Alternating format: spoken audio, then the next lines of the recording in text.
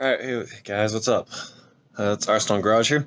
Just kind of taking a little break from the Lexus today and wanted to kind of work on something else of my own, take a little break.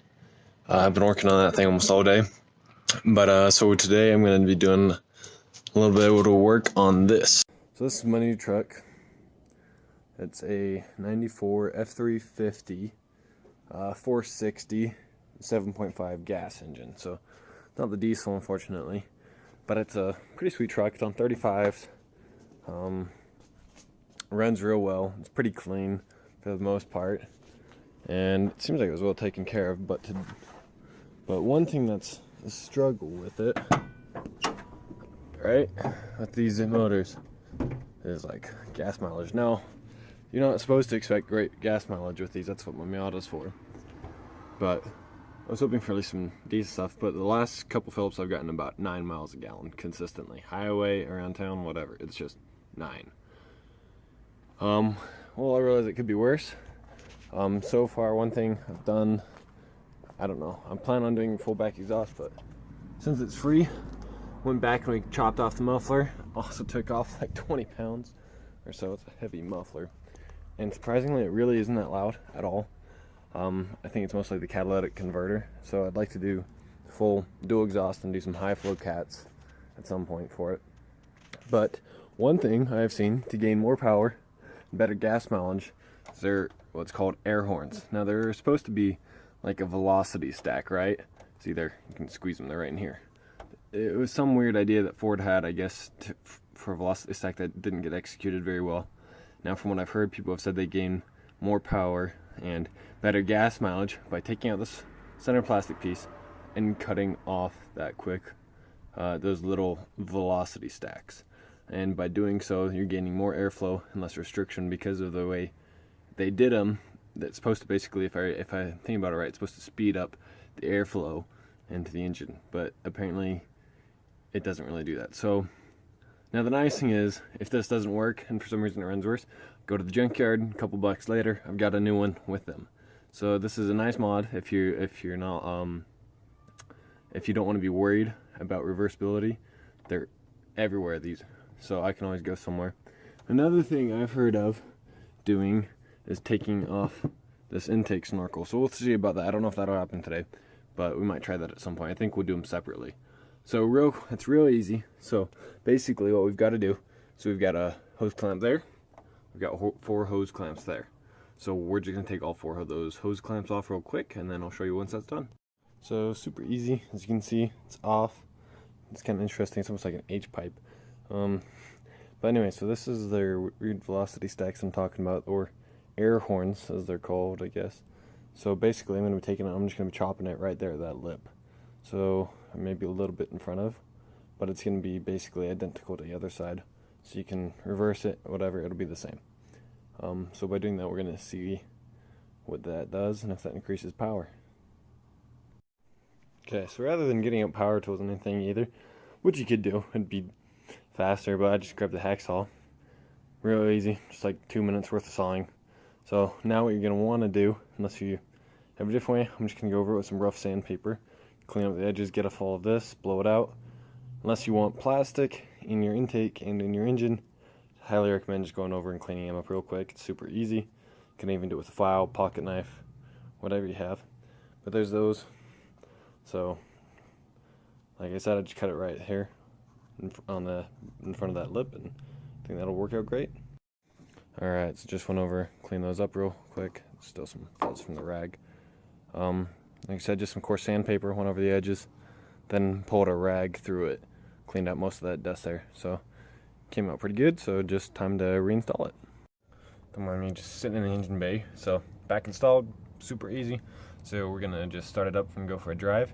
Now one other thing I heard is by getting rid of these weird, I guess, airbox inlet. I think it's supposed to basically funnel in cold air. Yes, I spilled coolant, don't mind that. I've heard that can be restrictive, and by getting rid of that, you can do it, but I'm curious about just like, say, chopping it right here, so it's not getting anything from the belt maybe flicking in. But that's something we might do in the future, but I'm just going to leave this by itself right now, so it's not I don't have too many variables, and just see what that does. won't be needing these anymore. Well, I guess this could have gone in recycling. Oh well, too late now. I'm not digging those out of there. It stinks. All right, so what's left now is let's go for a drive. Let's see how she feels here.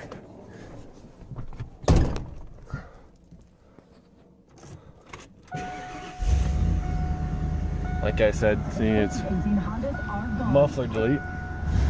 Really isn't that loud. Alright, so initial drive, it does feel actually, I think, a lot torquier off the line. Maybe I'm just imagining things, but I'll just do a quick little. It feels like it might even chirp the tires almost, and you know, it's never felt like it would do that before. And so I'd like to say I think it's made a difference, so I'm gonna get it cruising a little bit faster here and see how that does. Okay, so I'm actually pretty pleased with this. It feels a lot more responsive. I've been thinking it just feels like it has more power and a bit more go. So for this thing's not exactly fast, but it feels like it actually kind of pulls now, even at just partial throttle. It feels better. So right now, I'm gonna say it's a success. Whether I get better gas mileage or not, I'm pretty happy with it. So I'm gonna leave it as it is, and probably won't be in this video as far as gas mileage because I really don't drive it a whole ton. But once I figure out gas finding reports, I'll either maybe come back and edit the description or something like that on the video to show the improvements. Alright, so far, just from driving it around, it feels a lot better. It feels like it's more happy to rev. I mean, if you think about it, it's 460 cubic inches, and that's a big engine. That needs a lot of airflow. So any restrictions to that or impedes that airflow, it's going to make a difference. So I think just that little mod helps. I don't know if it'll improve gas mileage like I was saying, but we'll see what it does. If it improves it, I'll be ecstatic. Either way though, I'm already quite happy with the way it feels. It feels under slight throttle, under full throttle, it just feels better all around. And I mean, so this is a 350 E40D automatic. It's got 35s around, they're like 35 12.5s with like 410 gear ratios, Dana 60, Sterling 10 1/4. I mean, not Sterling, Ford 10 1/4, excuse me. But whatever, same thing. So that is a pretty good mod, and you know, for being free, can't get much better than that. So I'd highly recommend that already, and I will have to come back and report what differences it makes in fuel economy, if any. But like I said, it may just end up in the comments of the video or in the description or both, because I'm probably going to post up this video because I don't think I'll be filling it up anytime soon. It just got filled up, and although the tanks don't last long, I don't think it'll be soon enough really to justify waiting that long for the video. But a few things that are in store that I'd like to do is an electric fan. Some people love mechanical fans. I've never been a huge fan of them. Get it? Because it's a fan. So electric fans would be nice. I want to do like maybe duals, get rid of the mechanical. I've had several cars where I do that, and it's always made an improvement. Different intake at some point, and a full exhaust. I want to do like header, back, like complete everything. Do long tubes to a 3-inch exhaust, to high flow cats with an X pipe, and probably like 1 chambers or glass packs. I had SOP loudmouths on my last truck with a 429.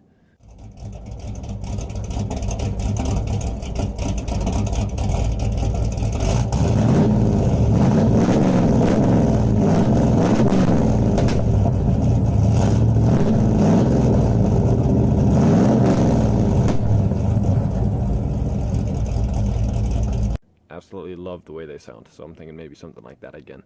But yeah, I think that's all for today. I just want to say thank you guys for watching Arsenal Garage. I hope you guys find this video helpful.